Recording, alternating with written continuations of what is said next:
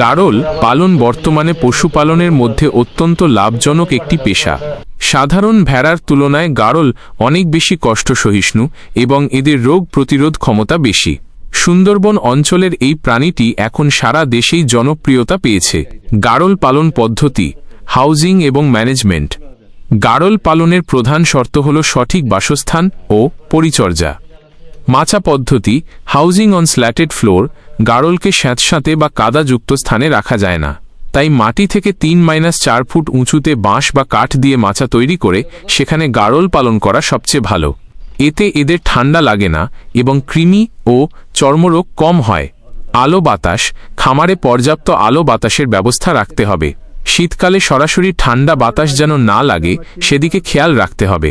খাবার ব্যবস্থাপনা, ঘাস ও লতাপাতা। গাড়ল মূলত চারণভূমিতে ঘাস খেতে পছন্দ করে।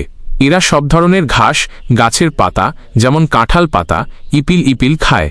দানাদার খাবার, দ্রুত বৃদ্ধির জন্য ভুসি, খৈল, ভুট্টা ভাঙা এবং ভাতের মাড় ও লবণের মিশ্রণ দেওয়া যেতে পারে।